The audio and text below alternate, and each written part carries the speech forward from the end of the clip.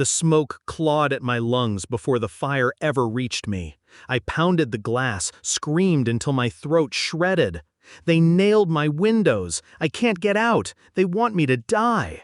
That 911 recording spread like blood in water. The firefighters tried the front door first, locked, boarded. They smashed the side panels and found the hammer, still warm, still wet with fingerprints.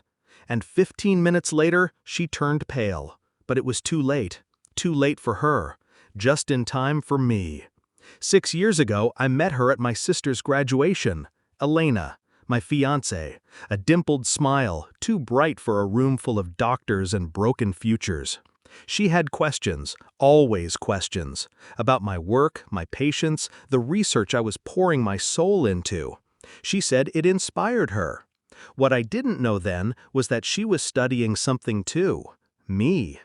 We married in the spring. My sister, Ava, was going to med school in Boston. Elena toasted her future. "To the women who'll run this world," she said, glass high.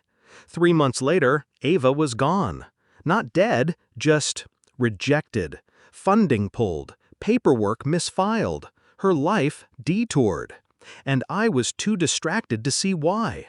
It started with little things, missing documents, calls Elena insisted she never got. Ava spiraled. I picked up the pieces. Meanwhile, Elena flourished. Publications in journals she used to struggle getting published in. One day I found a familiar chart in a paper she co-authored.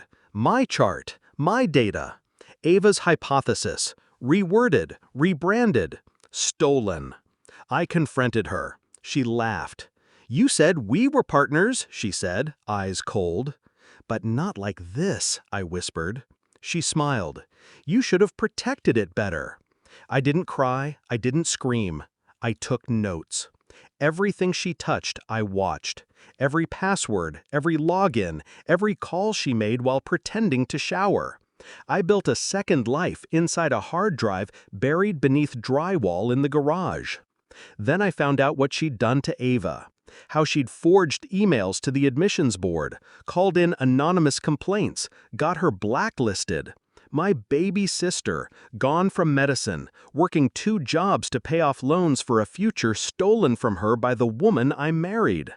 That's when grief died, and strategy took its place. I didn't want her arrested, I wanted her exposed. Piece by piece, like the career she dismantled. She'd be speaking at a biotech symposium downtown, big crowd, cameras, colleagues. She'd walk on stage as the rising star, and I'd be in the control booth feeding the AV team a pre-approved presentation. She never noticed I switched her USB. Slide by slide, her lies unspooled on screen, clips of her practicing my speech in our living room, recordings of calls to the med board, her voice masked but traceable, emails linking her burner accounts to Ava's sabotage. And the final slide, her laughing, holding Ava's rejection letter. She collapsed before the second row could even finish gasping. But public shame wasn't enough. She still had the house, my lab, my name on her resume.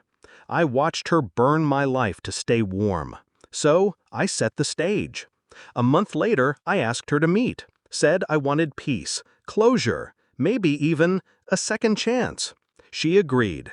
"I knew you'd come around," she said. Her smile was all teeth. That night, I cooked her favorite. We drank, talked. I let her believe it. Later, she passed out in the den.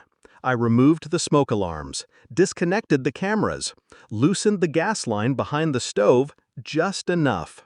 I lit a single candle and placed it on the kitchen counter. Then I walked outside and hammered the windows shut, quietly, carefully. One by one. The fire spread fast, but not faster than my scream to 911. "They nailed my windows! I can't get out! They want me to die!" I made sure they heard.